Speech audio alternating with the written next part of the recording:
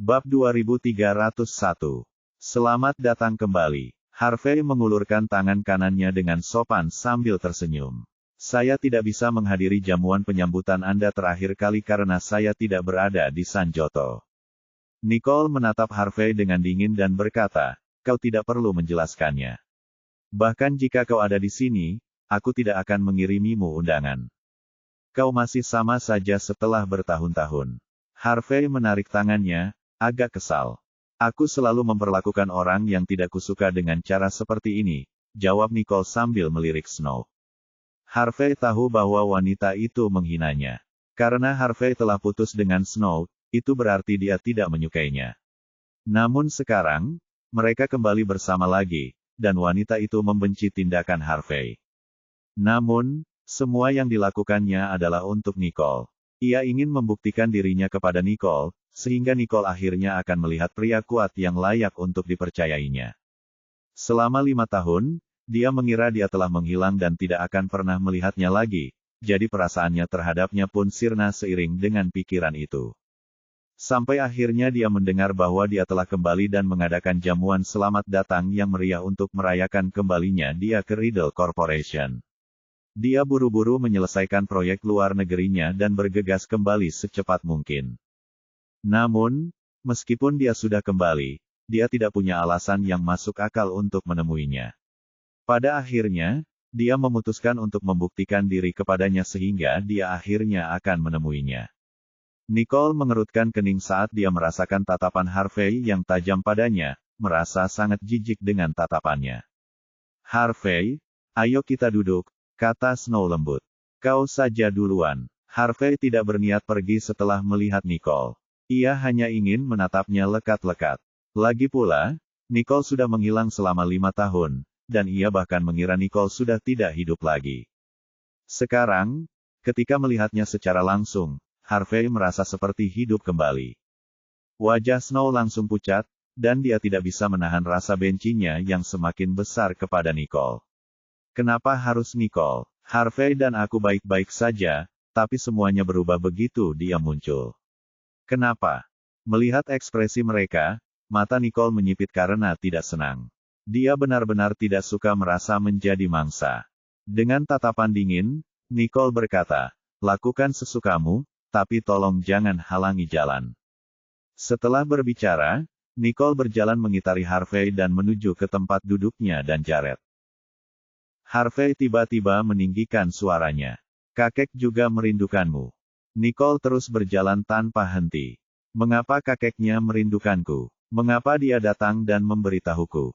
Itu, ada apa dengan dia? Harvey menyipitkan matanya sedikit saat melihat Nicole tidak bergerak. Meskipun dia tidak mau mengakuiku, mengapa dia tiba-tiba bersikap dingin kepada kakek? Ada yang tidak beres. Tuan Ellison, lebih baik tidak mengganggu kehidupan orang lain, Lawrence mengingatkan, tidak menyukai cara Harvey memandang Nicole. Sama denganmu, Harvey menjawab dengan tenang seolah dia mengenal Lawrence dengan sangat baik. Meskipun ia tidak sepenuhnya memahami latar belakang Lawrence, ia sangat menyadari apa yang dilakukan Lawrence setelah tiba di Sanjoto. Begitu Harvey kembali, ia menyelidiki situasi Nicole secara menyeluruh sebelum memutuskan untuk menargetkan Nandokok. Lawrence melirik Harvey dengan tatapan tajam, dan Harvey menatap matanya tanpa bergeming sebelum berbalik. Harvey, Snow segera mengikutinya, meskipun hatinya merasa sangat tidak senang. Dia tahu dia harus tetap dekat dengan Harvey saat ini untuk memperjelas hubungan mereka.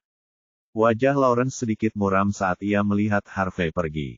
Ia sangat menyadari niat Harvey terhadap Nicole. Namun jika ia memiliki perasaan terhadap Nicole, mengapa ia bersama Snow sekarang? Tuan Lawrence. Ian datang dan berdiri di samping Lawrence. Lawrence berkata dengan dingin, aku ingin semua informasi tentang Harvey dan Nicole dari masa lalu. Bab 2302. Di sana, kedengarannya mereka punya sejarah bersama. Meski kedengarannya tidak menyenangkan, jelas bahwa mereka punya sejarah. Ian menjawab dengan hormat, ya, Tuan. Lawrence menoleh lagi, melihat Jared sudah duduk bersama Nicole. Lawrence menyipitkan matanya dan berjalan cepat menuju tempat duduknya.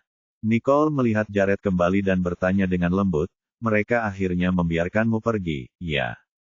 Mereka tidak sepenting istriku, bisik Jared. Nicole menatap Jared dengan pandangan meremehkan dan berkata, bersikaplah sopan saat kita berada di depan umum.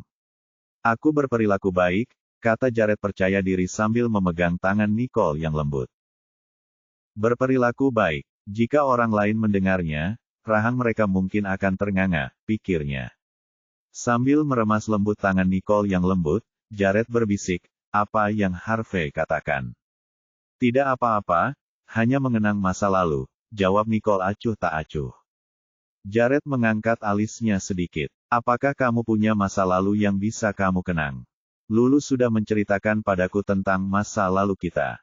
Wajah Nicole sedikit muram. Sepertinya mereka memang perlu mengenang masa lalu dan juga menghitung kisah baru dan lama. Menjebak keluarga Johnston dan berkomplot melawannya, bersekongkol dengan Everett untuk menyabotase kantor pusat Riddle Corporation, dan sekarang mengarahkan pandangannya pada Nandokok. Apakah dia pikir dia sasaran empuk? Merasakan sikap dingin Nicole, Jared berkata lembut, baguslah kau tahu. Kita masih punya waktu di masa depan, jangan khawatir. Dia khawatir interaksi Harvey mungkin telah mengungkapkan sesuatu, tetapi untungnya, Lulu telah memberitahu Nicole sebelumnya, jadi seharusnya tidak ada masalah. Nicole mengernyit sedikit, tapi ada satu hal yang aneh. Saat aku tiba, dia bilang kakeknya merindukanku.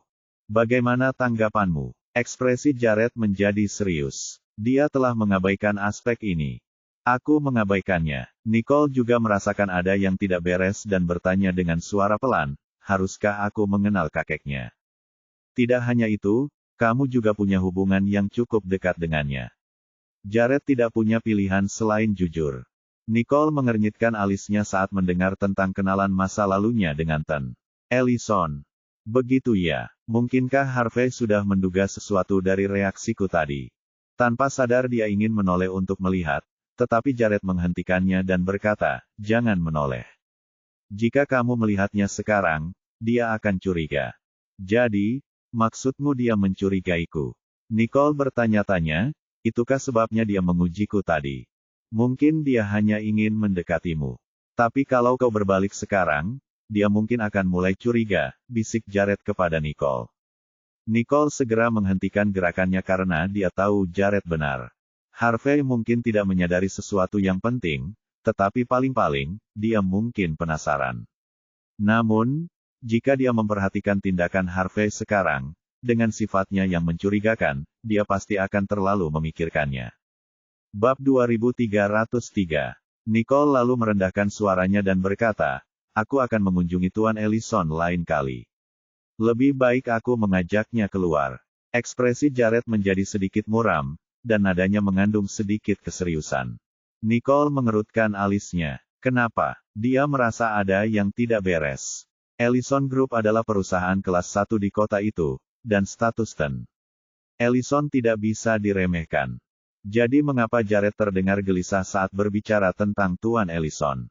Untuk saat ini, Ten Ellison telah mengundurkan diri dari semua jabatan di Ellison Group, kecuali jabatan kepala universitas. Selain itu, semua kemitraan sebelumnya dengan saya telah berakhir. Sekarang, Harvey memegang kendali penuh atas urusan keluarga Ellison, Jared menjelaskan dengan suara pelan. Apakah terjadi sesuatu? Nicole bertanya dengan tajam, dan dia langsung memikirkan sebuah kemungkinan. Mungkin karena kejadian masa lalu, kata Jared singkat, tanpa memberikan penjelasan rinci. Saat itu, Ellison Group selalu mengincar Johnston Corporation dan Riddle Corporation, hingga Nicole menghilang. Harvey akhirnya meredamnya, tetapi ia masih mengincar Ellison Group. Setelah ia mengambil alih Ellison Group, kemitraan Jared dan Ten Ellison secara bertahap menurun sebelum akhirnya menjadi usang. Akan tetapi, dia merasa tidak pantas membicarakan masalah ini dalam suasana seperti itu. Nicole mengangguk sedikit, tidak mendesak lebih jauh. Dia sudah memiliki pemahaman dasar tentang hal itu. Saat mereka berbicara, acara amal sudah dimulai. Nicole dan Jared mendongak untuk melihat ke panggung. Pembawa acara naik ke panggung, dan suaranya yang dalam memenuhi tempat acara dengan sambutan pembukaan. Nicole mendengarkan dengan penuh perhatian, tidak menyadari bahwa beberapa pasang mata sedang memperhatikannya. Mata Lawrence tampak muram saat mengamati Jared dan Nicole. Tatapannya yang dalam membuat orang sulit memahami apa yang sedang dipikirkannya. Tuan Lawrence, ini informasi yang Anda inginkan. Ian kembali dan menyerahkan sebuah dokumen kepada Lawrence. Lawrence membukanya, matanya menjadi semakin gelap setelah membaca isinya. Aku tidak percaya Harvey benar-benar punya hubungan seperti itu dengan Nicole. Pantas saja dia berani mendekatinya sekarang. Berani sekali. Tuan Lawrence, apakah ada yang perlu saya lakukan? Tanya Ian dengan suara pelan. Tidak untuk saat ini. Dia tidak bisa bertindak saat ini. Namun, begitu Nicole membutuhkan bantuannya, dia akan ada di sana. Ya, Tuan, jawab Ian dengan hormat. Di sisi lain, Harvey juga memperhatikan Nicole. Ia selalu merasakan sensasi aneh saat berhadapan dengan Nicole. Meski sikapnya tidak berbeda dari sebelumnya, ia tidak dapat menentukan apa yang aneh. Setelah Nicole kembali, apakah kamu menyadari ada yang berbeda darinya dibandingkan sebelumnya? Suara Harvey tenang, dan dia bahkan tidak melirik Snow. Namun Snow tahu bahwa pria itu bertanya padanya. Tidak, dia sama seperti sebelumnya, jawab Snow lembut. Dia masih menyebalkan dan sulit dihadapi seperti sebelumnya. Harvey akhirnya menatap Raine, yang tetap lemah lembut dan patuh, tidak menunjukkan tanda-tanda kecurigaan. Segera, Harvey menarik pandangannya dan menatap Nicole lagi. Perasaan anehnya bertambah kuat, dan pupil matanya tanpa sadar menyempit. Harvey, lelang amal telah dimulai, Snow mengingatkan Harvey dengan lembut. Bab 2304. Harvey mendengarnya, tetapi dia tampak tidak terpengaruh, masih memikirkan apa sebenarnya yang membuat Nicole tampak berbeda dari sebelumnya.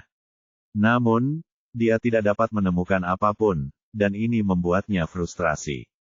Melihat Harvey terus-menerus fokus pada Nicole, Snow tak kuasa menahan rasa jengkel dan sesak. Hal itu membuatnya gila. Harvey, kalung berlian itu bernama Heart of the Ocean. Konon katanya orang yang mendapatkan kalung ini akan bahagia seumur hidup, kata Snow sambil menggertakkan giginya, tetapi dia masih menatap Harvey dengan malu. Jantung lautan, Harvey mengulangi, bertanya-tanya apakah memilikinya akan mendatangkan kebahagiaan seumur hidup. Baiklah, Harvey akhirnya menjawab. Snow menatapnya penuh harap. Jika dia bisa memenangkan Heart of the Ocean untuknya, apakah itu berarti dia masih punya perasaan padanya? Penawaran untuk Heart of the Ocean dimulai sekarang, dimulai dari 500.000, juru lelang mengumumkan, dan tempat itu langsung menjadi ramai. $600.000, $700.000, $1 juta. Dengan persaingan yang ketat, tawaran untuk Heart of the Ocean dengan cepat mencapai $3 juta. Namun, suara para penawar perlahan-lahan menjadi lebih pelan karena mereka menyadari bahwa 3 orang yang masih menawar adalah Jared, Lawrence, dan Harvey. Suasana aneh tampaknya terasa di udara, dan semua yang hadir terdiam, menunggu untuk melihat siapa yang akhirnya akan menang. $4 juta. Harvey menaikkan tawarannya sekali lagi. $5 juta. Lawrence tidak mau mundur. Baiklah, $5 juta. Ada tawaran lagi. Dengan suara juru lelang yang melemah, tempat itu menjadi sunyi. Tatapan semua orang tertuju pada Jared, ingin tahu apakah dia akan menyerah atau melanjutkan menawar. Jared, lupakan saja, Nicole menasihati Jared dengan suara pelan, merasa bahwa persaingan seperti itu tidak ada artinya. Lelang amal ini dimaksudkan untuk mengumpulkan dana bagi tujuan yang baik, jadi selama semua barang terjual, dana yang terkumpul akan digunakan untuk hal yang baik. Nicole yakin bahwa itulah tujuan sebenarnya. Selain itu, jelas bahwa ketiganya tidak mau mengalah satu sama lain. Daripada bersaing seperti ini, lebih baik menunggu barang-barang lainnya. Selama mereka menawar satu barang untuk mengungkapkan perasaan mereka, yang lainnya tidak penting. Jared menatap Nicole dan menjawab dengan penuh arti, kalung ini untukmu. Apakah kamu benar-benar percaya bahwa kalung dapat membawa kebahagiaan seumur hidup? Itu terlalu mudah. Dia tidak mempercayainya. Kebahagiaan masih perlu diperoleh melalui usaha seseorang. Jared dengan lembut memegang tangan Nicole yang lembut untuk menghiburnya, lalu mengangkat kartu penawarnya dan berkata dengan tenang, $10 juta. Apa? Suasana menjadi riuh. 3 juta sudah jauh melampaui nilai kalung itu sendiri, tetapi dalam lelang amal, tidak ada yang peduli dengan nilai sebenarnya dari barang-barang itu. Namun, menyaksikan penawaran sengit dari, terutama tawaran Jared sebesar 10 juta, belum pernah terjadi sebelumnya. 10 juta dolar, sekali, 2 kali. Juru lelang menunggu, dan jika tidak ada yang melanjutkan menawar, ia akan menyelesaikan penjualan. Dia sebenarnya tidak menduga akan ada orang yang menawar lebih tinggi lagi karena harga tersebut sudah sangat tinggi. Jared bersandar santai di kursinya, sambil memegang tangan Nicole dengan lembut. Ia tampak yakin akan hasilnya, tinggal menunggu pengumuman. Pupil mata Lawrence sedikit mengecil. Ia mengerti bahwa Jared telah mengetahui niatnya, jadi malam ini, tidak peduli berapapun tawarannya, Jared tidak akan membiarkannya berhasil. Melirik kalung di panggung lelang, Lawrence mengencangkan kartu penawarnya dan akhirnya memilih untuk menyerah. Bab 2305. Awalnya, itu hanya sekadar penyelidikan. Karena Jared memahami niatnya, akan ada kesempatan lain. Wajah Harvey juga menjadi gelap saat dia menatap kalung di panggung lelang dengan serius. Kalung yang melambangkan kebahagiaan, apakah kalung itu akan memiliki arti khusus jika dia memberikannya kepada Nicole? Namun, jelas bahwa melanjutkan penawaran tidak akan membuahkan hasil. Harvey, Snow menatap Harvey dengan ekspresi rumit. Dia benar-benar berharap Harvey akan memenangkan kalung itu untuknya, tetapi 10 juta, tampaknya Jared juga tidak mau melepaskannya. Harvey akhirnya melirik Snow dan meletakkan kartu penawarnya. Ia sempat mempertimbangkan untuk menawar Heart of the Ocean untuk diberikan kepada Nicole, karena ia ingin dirinya menjadi satu-satunya orang yang bisa membawa kebahagiaan bagi Nicole. Namun, peringatan Snow membuatnya sadar bahwa saat itu bukanlah saat yang tepat.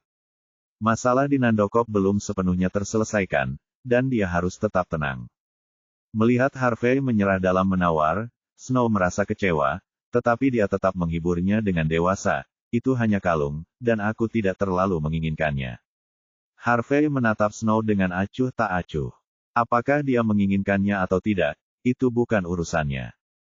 Tawaran 1 kali sebesar 10 juta. Akhirnya juru lelang itu menyatakan, "Selamat, Tuan Han." Yang lain juga mengucapkan selamat kepada Jared.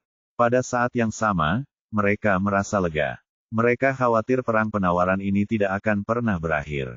Bagaimanapun, itu adalah Ten Johnston, dan mereka tahu dia tidak akan pulang dengan tangan hampa. Selanjutnya, pramugari membawa Heart of the Ocean ke meja kecil di depan Jared dan Nicole. "Biar aku pakaikan untukmu," kata Jared lembut sambil memegang kalung itu. Nicole menerima kalung itu dan menyimpannya kembali di dalam kotak. Lupakan saja. Ia sudah merasakan tatapan iri dari semua wanita di ruangan itu. Jika ia mengenakan kalung itu, ia mungkin malah akan dibenci. Dia tidak terbiasa diawasi seperti itu dan merasa sangat tidak nyaman. Dia lebih suka bersikap rendah hati. Setelah memasukkan kembali kalung itu ke dalam kotak, Nicole menatap Jared dan berkata dengan serius, "Terima kasih." Dia mengerti maksudnya. Meskipun kalung tidak dapat benar-benar menentukan kebahagiaan seseorang, kalung memiliki simbolisme yang baik dan mewakili harapan dan berkat yang baik. Kilatan jahat melintas di mata Jared saat dia berbisik di telinga Nicole. "Kau bisa berterima kasih padaku dengan cara lain." Anehnya, Nicole mengerti maksudnya, dan pipinya memerah. Dia memarahinya dengan nada bercanda. "Hentikan, kita sedang berada di acara amal." "Baiklah, kalau begitu mari kita pulang." Jared tersenyum penuh pengertian. Pipi Nicole semakin memanas. Dia mengalihkan pandangan dan melirik ke panggung lelang. Orang ini benar-benar hebat. Lelang terus berlanjut, dan karena Nicole dan Jared tidak berpartisipasi, lelang berjalan lancar, dan barang-barang lelang amal berhasil terjual satu demi satu. Selanjutnya, kami memiliki gesper perdamaian giok berkualitas tinggi, dengan diameter 20 cm. Gioknya tembus cahaya dan tanpa cacat, saat juru lelang memperkenalkan barang tersebut, kain merah yang menutupi giok. Gesper perdamaian terangkat, memperlihatkan gesper perdamaian dari batu giok putih bersih. "Wah, kualitasnya benar-benar tinggi," seru seseorang. $300.000. $350.000. Orang lain dengan cepat menaikkan tawarannya. $50.000. Nicole mengangkat kartu penawarnya. Jared meliriknya. Kau menginginkannya. Karena aku sudah di sini, aku harus ikut berpartisipasi. Sekarang aku mewakili Riddle Corporation. Nicole tersenyum, berpikir bahwa jika dia menang, dia bisa membawanya pulang dan memberikannya kepada kakeknya. Bab 2306. $555.000. Terdengar suara wanita lain, dan semua orang secara naluriah menatap Snow. Nicole tidak terkecuali saat dia dengan tenang melirik Snow. Snow memiringkan dagunya ke arah Nicole, sedikit provokasi terlihat di matanya. Sambil tersenyum sinis, Nicole mengalihkan pandangannya. Karena Snow menginginkan pusat perhatian, dia bisa mendapatkannya. $560.000, kata Nicole sambil mengangkat kartu penawarnya lagi. $600.000, Snow menawar dengan cemas, takut Nicole akan merebut gesper perdamaian giok itu darinya. $610.000. Nicole dengan tenang mengangkat kartunya sekali lagi. Melihat mereka berdua tertarik pada gesper perdamaian, yang lain dengan sukarela menahan diri untuk tidak menawar, menyerahkan kesempatan kepada Nicole dan Snow. Namun, rasa ingin tahu muncul. Siapa yang akhirnya akan mendapatkan gesper perdamaian? Saat tawaran Snow meningkat, Nicole mengikutinya dengan selisih $10.000, tidak mau menyerah. Wajah Snow berubah agak ungu. Nicole jelas melakukannya dengan sengaja, pikirnya. Ia tidak bisa membiarkan Nicole melakukan apa yang diinginkannya. Ia harus mendapatkan gesper perdamaian giok ini. Setelah kehilangan kalung itu tadi, dia tidak boleh kehilangannya lagi, atau dia akan kehilangan semua harga dirinya. Namun, karena anggaran ayahnya sudah mencapai batas atas, Snow mulai merasa cemas. Jika Nicole terus menaikkan tawaran, dia akan mendapat masalah. Sambil menggigit bibirnya pelan, Snow menatap Harvey dan bertanya dengan lembut, "Harvey, gesper perdamaian ini punya arti yang baik, dan aku sangat menyukainya. Apakah kamu menyukainya?"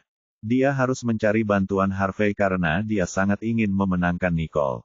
Lagi pula, dia baru saja kehilangan kalung itu, dan jika Harvey bisa memenangkan gesper perdamaian giok untuknya, tidak akan sia-sia baginya untuk menemaninya ke acara amal.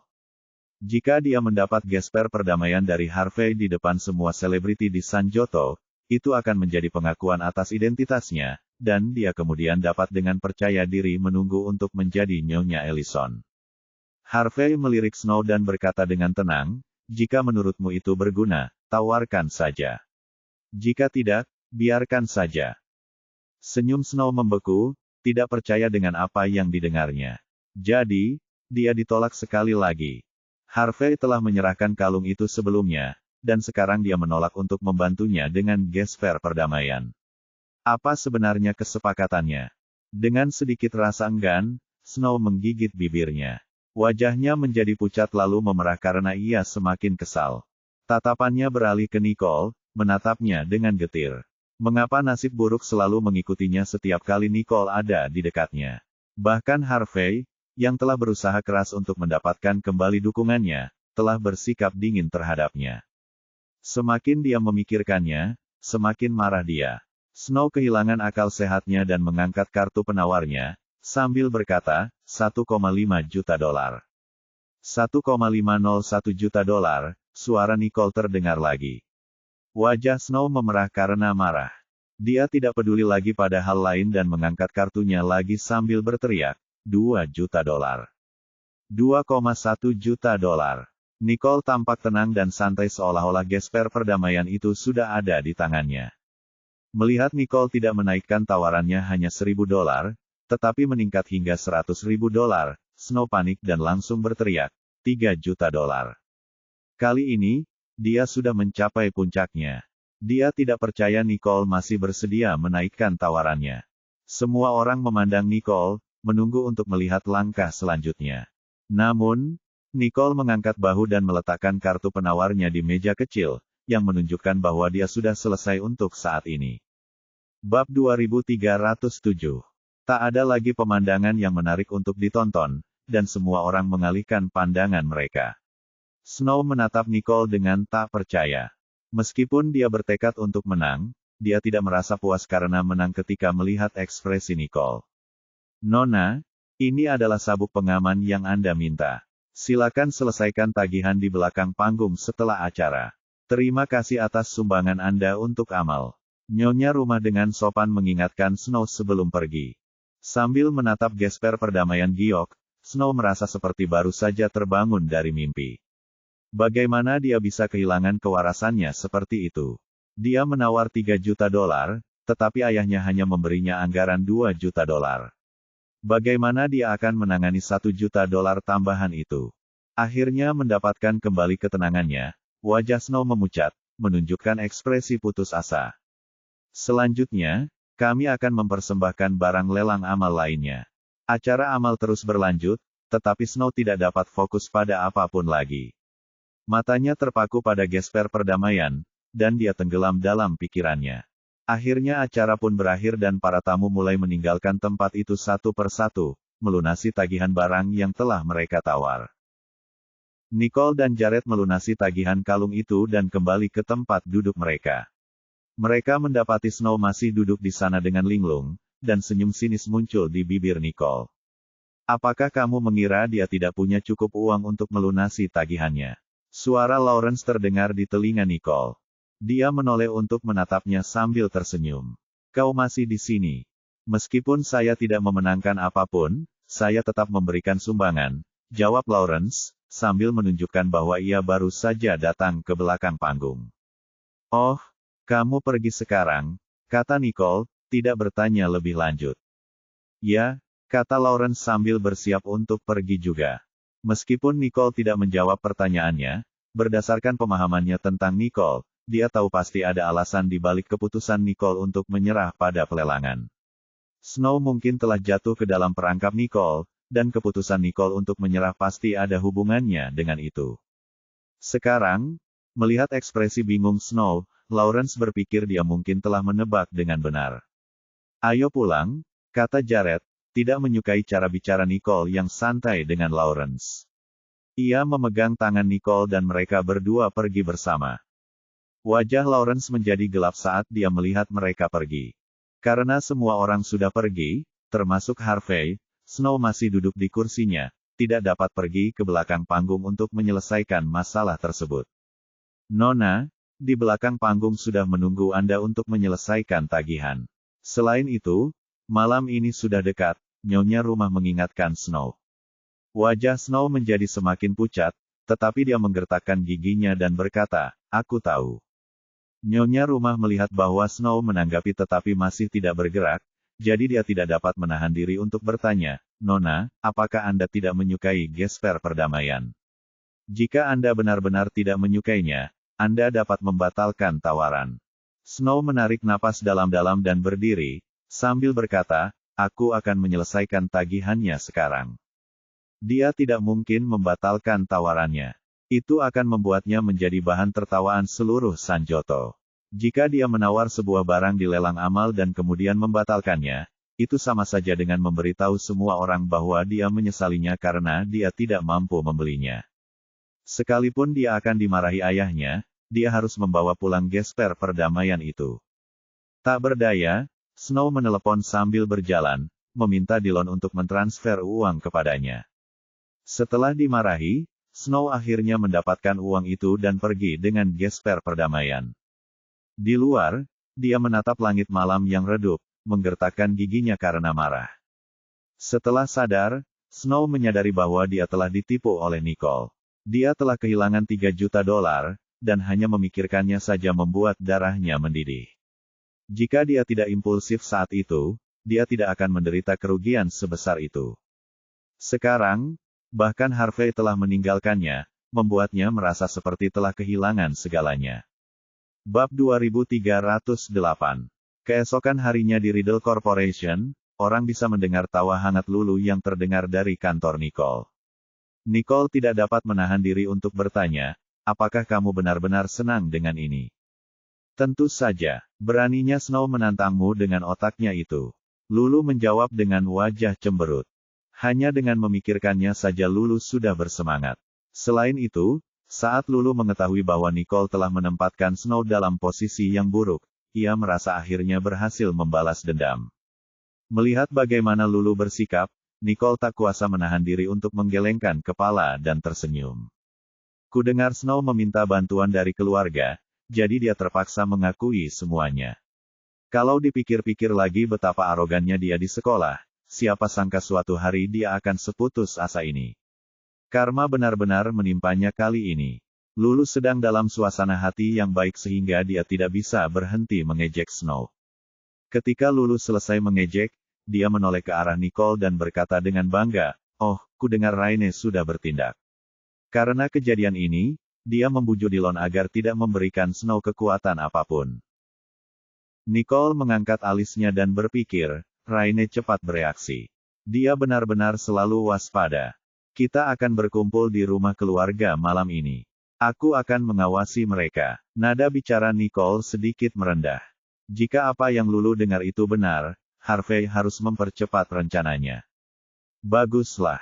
Pastikan saja kau tidak membiarkan mereka lepas dari pandanganmu, Lulu mengingatkan Nicole sambil mengangguk. Nicole mengingatnya. Kemudian, dia menatap Lulu dan berkata, "Aku lihat kamu sedang dalam suasana hati yang baik hari ini. Apa yang terjadi? Kamu sudah memutuskan hal itu?" Lulu tersipu dan mengangguk malu-malu untuk menunjukkan bahwa dia telah membuat keputusan akhir. Sesuatu melintas di mata Nicole saat dia melirik Lulu. Dilihat dari penampilannya, Lulu tampak sangat senang dengan keputusannya. Apakah mereka akan segera menikah?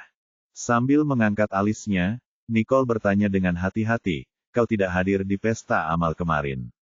Apakah kau sedang berkencan dengan Spencer?" Atau, setelah berhenti sejenak, Nicole tersenyum dan menebak dengan liar. "Apakah Spencer yang melamarnya?" "Itu tidak terjadi. Hanya saja, akhirnya aku sudah memikirkan semuanya," kata Lulu malu-malu. "Aku sudah memutuskan untuk tidak melarikan diri lagi dan menjadi pemberani." Lulu telah memutuskan untuk menghabiskan sisa hidupnya bersama Spencer. Ia menyadari bahwa hal-hal yang ia tegaskan sebelumnya itu menggelikan. Oleh karena itu, ia ingin menebus kesalahannya kepada Spencer. Nicole mengangguk. "Aku senang kau sudah memikirkannya dengan matang. Aku khawatir kau akan bertele-tele lagi." "Oh, jadi selama ini kamu selalu menganggapku seperti itu." Lulu sengaja menggoda. "Semakin kamu peduli, semakin kamu berpikir. Hanya karena kamu peduli padanya, kamu akan bertindak seperti ini." Lulu menggaruk kepalanya karena malu. "Aku tidak pernah memikirkannya seperti itu sebelumnya." Peristiwa baru-baru ini membuat Lulu menyadari bahwa dia harus memanfaatkan kesempatan dan mempertahankan kebahagiaan yang dimilikinya. Jika tidak, dia akan menyesalinya selama sisa hidupnya. "Yah, aku senang kau sudah melupakannya. Ini ucapan selamat awal untukmu." Nicole tersenyum. Spencer akhirnya bisa melihat cahaya di ujung terowongan sekarang. Saat keduanya asyik mengobrol, tiba-tiba ponsel Lulu berdering. Melihat bahwa itu dari Spencer, Lulu tersenyum dan mengangkat telepon. "Halo, Spencer." Bab 2309. Melalui telepon, nada suara Spencer yang penuh kegembiraan terdengar. "Saya tidak bisa membalas pesanmu tadi karena saya sedang sibuk." "Ada apa?" Lulu akhirnya menghubunginya lebih dulu. Dia mengalami masa-masa sulit selama beberapa hari terakhir. Yang dia pedulikan hanyalah menemuinya sesegera mungkin. "Apakah kamu ada waktu malam ini? Aku ingin berbicara denganmu tentang sesuatu." Lulu tersipu mendengar kata-katanya sendiri. "Aku bebas," Spencer langsung setuju. "Aku akan menjemputmu sepulang kerja." "Baiklah, sampai jumpa nanti." Lulu menutup telepon dan tersenyum seolah sebuah ide muncul di benaknya. Nicole mengangkat sebelah alisnya. Mengapa kedengarannya seperti ada sesuatu yang lebih di balik balasan Lulu? "Lulu, apakah kamu menyembunyikan sesuatu?" Nicole bertanya karena penasaran. "Tidak ada apa-apa." Lulu segera mengalihkan pandangannya karena tidak berani menatap mata Nicole. Nicole memiringkan kepalanya sedikit dan mengamati Lulu. Jelas ada sesuatu yang terjadi pada Lulu. Aku akan kembali bekerja sekarang." Merasakan tekanan padanya, Lulu segera melarikan diri. Nicole menggelengkan kepalanya sedikit dan menyeringai. Sekilas ia bisa tahu ada yang tidak beres. Namun, Lulu enggan memberitahunya. Nicole ingin tahu berapa lama Lulu akan merahasiakannya darinya. Setelah Lulu pergi, Nicole melihat ke mejanya, membolak-balik dokumen di atasnya dan mulai bekerja. Dalam sekejap mata, waktu istirahat makan siang pun tiba. Nicole sedang beristirahat di kantornya ketika tiba-tiba terdengar ketukan dari pintu. Dia menjawab dengan ragu, "Masuklah." "Siapa yang datang jam segini?" "Tidak mungkin Lulu. Dia baru saja keluar." Ketika pintu terbuka, Elar masuk. Nicole menjawab dengan kaget, "Apa yang kamu lakukan di sini?" "Nicole, aku di sini untuk menemuimu." Elar meletakkan sebuah kotak kecil di atas meja kopi. "Ini adalah produk baru dari toko makanan penutup di sudut jalan. Silakan makan." "Terima kasih," kata Nicole, tetapi dia tidak pernah membuka kotak itu. Bagaimanapun, dia baru saja selesai makan siang dan perutnya masih sangat kenyang. "Nicole, kau tak perlu bersikap begitu formal padaku." Elar duduk dan tersenyum pada Nicole. Nicole tersenyum dan menjawab, "Baiklah, simpan saja untuk saat ini. Aku akan meminumnya untuk teh nanti." Senyum Elar melebar, puas. "Sebenarnya aku di sini untuk meminta pendapatmu tentang sebuah kasus." "Kasus apa?" Nicole berubah serius. Dia tahu Elar telah bekerja keras setelah dia bergabung dengan Baikop. Selain itu, penjualan Baikop meningkat setelah dia bergabung. Baikop bukan lagi perusahaan yang berjuang untuk memenuhi kebutuhan dan bergantung pada kantor pusat untuk mempertahankan operasinya. Nicole sangat puas dengan usaha dan keterampilan Elar. Lagi pula, Paman Dexter dan keluarganya memperlakukan keluarga Nicole dengan baik. Nicole berharap keluarga Dexter juga akan baik-baik saja. Elar menyerahkan sebuah dokumen kepada Nicole.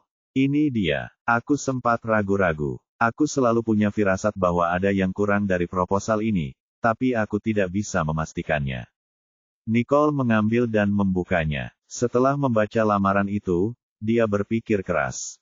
Elar juga tidak mengganggunya. Ia hanya duduk di sana dan menunggu dengan tenang. Ia percaya bahwa Nicole akan memberinya nasihat yang baik saat ia siap. Setelah beberapa saat, Nicole mengulurkan dokumen itu kepada Elar. Ia menunjuk beberapa bagian dokumen dan menjelaskan, "Ini.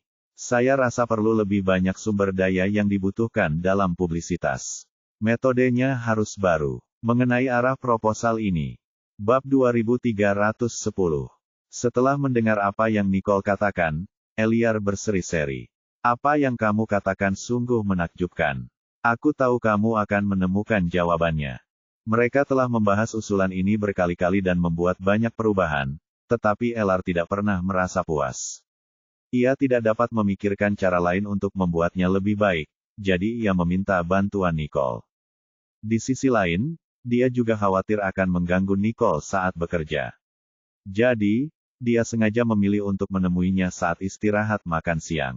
Nicole mengembalikan lamaran itu kepada Elar dan berkata, "Tidak apa-apa. Kamu tidak punya banyak pengalaman dalam hal ini, tetapi kamu akan menjadi lebih baik seiring berjalannya waktu.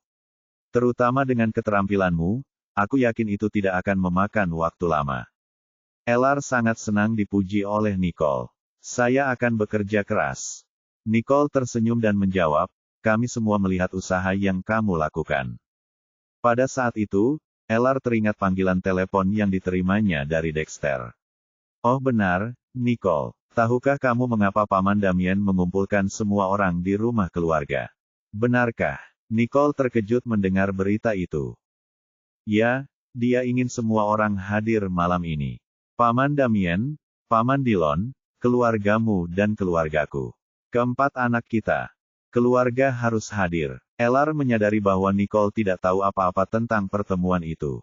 Kemudian, dia bergumam, "Aku ingin tahu untuk apa dia mengumpulkan kita." "Kau akan tahu saat kau di sana," jawab Nicole sambil mengangkat sebelah alisnya. "Karena Damien sudah mengumpulkan semua orang, semuanya akan segera terungkap.